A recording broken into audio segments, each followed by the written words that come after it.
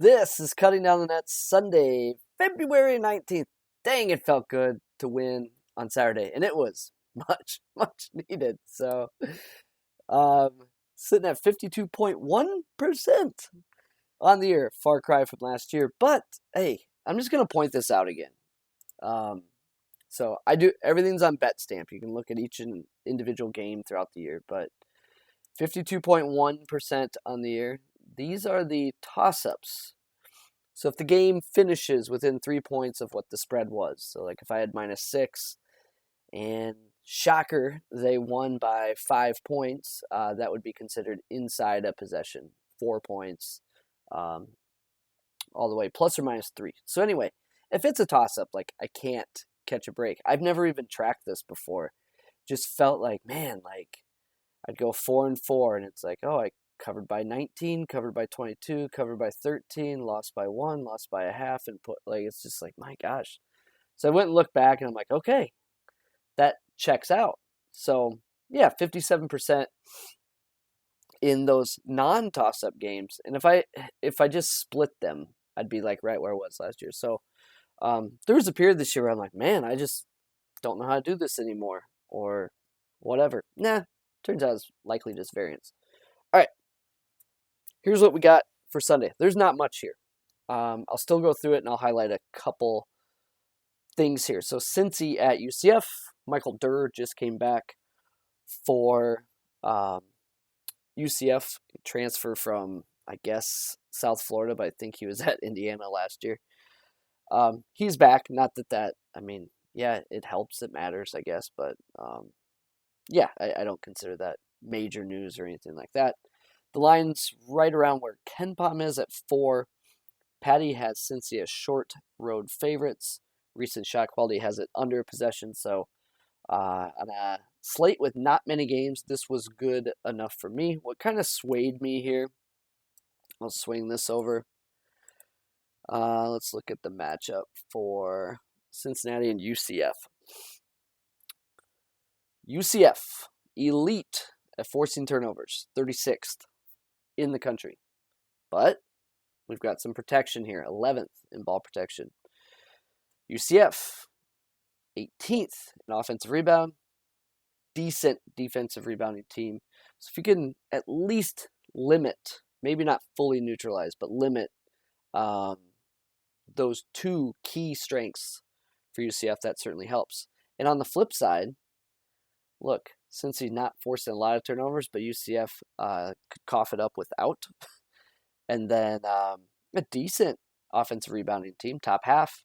But then we have, bottom 20% defensive rebounding team there. So that could create some extra chances, which is really important in a grinder of a game that likely ends around 60, I call it 63 possessions. Maybe 64. All right. Moving on. Highlight a couple of these. Wright State and Fort Wayne. Pretty big Paddy number here, but you'll see that the median is like basically where the spread is, where shot quality is. So not going there. We get what I think is kind of a weird game right now. Georgetown, Butler. So Butler won the first game by 29. Yet this line opens 3.5 below the KenPom number. I was a buyer at the KenPom number. I don't know why it opened 3.5 points lower. I think Chuck Harris could miss again. I don't know. Like Butler's had guys out like the entire year. Like I don't even whatever. So I'm just curious why that opens so far different than KenPom, especially with Butler winning the first game by 29. So that's yellow for me. Basically, I don't know what to, maybe 7, 6.5. I don't know, somewhere around there. I'd consider Georgetown. Man, it's hard to bet on Georgetown. All right, next game, Ohio State. The dead Ohio State. Dead man walking. Teammates fighting. A couple guys got hurt in the Iowa game too. I watched that game, and there's a couple of injuries. Look, they've been an auto fade. They're a broken team right now, and when that happens, hey, sometimes it can bounce back like pretty quickly. like with no warning, like all of a sudden, like, wow, they just beat Purdue. Now Purdue has 3 straight losses. Can you believe they beat Purdue on the road? Yeah, that can happen. But I don't know. I feel like people have been like waiting for Ohio State to bounce back for, I don't know, 5 games. So what we have here is a lot's been talked about Purdue's ball handling, which I think if they faced a real aggressive, ball hawking defense in the tournament, yeah, I do think that's a problem for them. No one pressures the ball in the Big Ten, and they still can have issues. And in those situations where teams are behind, they're kind of pressing. People have noted that Purdue looks shaky there. So the good news is if you're backing Purdue, which Paddy likes here, this isn't the opponent to test that. I think Purdue's like 270th in turnovers for, or Ohio State's 270th in turnovers forced. I get it. It's just a big number. Closer to the Ken, maybe. I'll monitor. It's a Sunday. There aren't that many games. Belmont Drake, the median, shot quality, everything's like right at the line. Just Paddy has that outlier from that one game. Drake went flamethrower. George Washington, St. Bonaventure is next. I'll pull up those teams. I wanted to flag a couple things.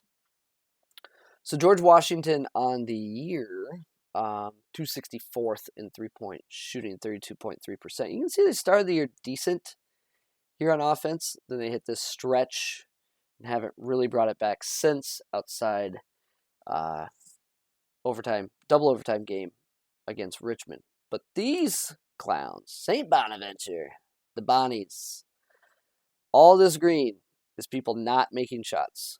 One time, Siena made shots against them. So yeah, that's the story. Is this going to regress? I said Tennessee didn't deserve to have like a 26% 3-point defense. I don't think St. Bonaventure deserves it either. So yeah, is this the team that does it? Probably not. But maybe go ahead and circle Davidson for next week. I don't know. But yeah, this should regress. Don't know if George Washington can do it. Long-winded. I'm sorry. ETSU Furman. Furman at home after the head-scratching loss to Citadel, which really hurt the driver's seat in the SoCon there. Not good. So here is the Furman East Tennessee State matchup. I think the only thing that matters in this matchup is East Tennessee State funnels you to the 3-point line. 43.2% of opponents' field goals are 3-pointers. And Furman prefers to shoot 3-pointers as 46.3% of their field goals are 3-pointers. So you likely end up with 32, 33 3-pointers for Furman. They make them, they probably cover, and they don't. In the first game against East Tennessee State, they shot 34 3-pointers, right in line with what I was expecting. They did win by 14, but ETSU went 3 out of 21 from 3. So, yeah, I think that's the story of the game, is one team's going to shoot 34 3-pointers. They're probably pissed off because they lost last game. They're at home. They shoot well at home. They're good shooters. Yeah, I don't know. Tricky one. But Paddy likes the Furman side. Tulsa Temple. Tulsa's average margin of defeat is 33.7 points the last 3 games. First game between these two teams was pretty close, though. 4, 5, 6 points, somewhere in there. It's now Temple favored by 14. So hard to lay 2 touchdowns with Temple. Paddy median closer to the 14 as well. Memphis Houston, big number here, which tells me that Kendrick Davis probably is not playing. KenPom was around 13. Davis's game time decision, if he plays, I assume he's limited. You would think they'd want to get him right at this point in the season, but big game for them. Don't know if this is the one they can get. I think someone pointed out might make more sense for him to be full strength when they play Houston at home. But big boy basketball here. Houston's got turnover edges, big offensive rebound edge, but look, different teams last year. I don't like to look at previous years and stuff like that, but Penny did sneak 2 against Houston last year. Iowa Northwestern, I think this line's going to float back and forth, so I'd be patient there if you have a strong lead. Like, I don't know.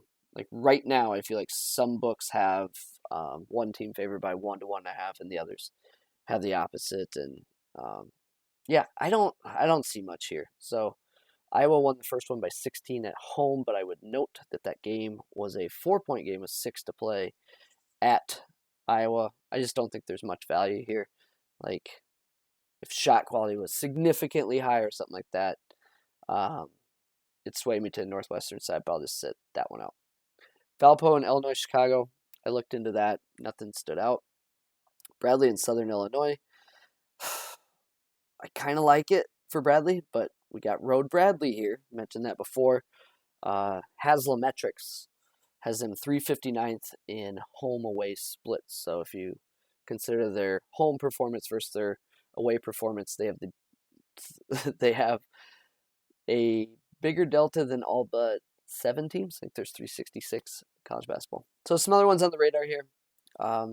Technically Boise State, but shot quality is so far away from that would be a no. And then North Carolina State. I could see people saying North Carolina needs it, bubble talk, and maybe that line swings to the Tar Heels' favor, and I'd potentially be interested in the Wolfpack if that happens. So all I've done so far, Cincinnati +4, and it's really boring value play. I think they can neutralize a few strengths of UCF. I think anything over a possession in a game like that felt like value to me. Paddy has Cincy by a little. Shot quality has UCF by a little. So let's hope we run good and stay hot. So this is Cutting Down the Nets. Good luck, everybody.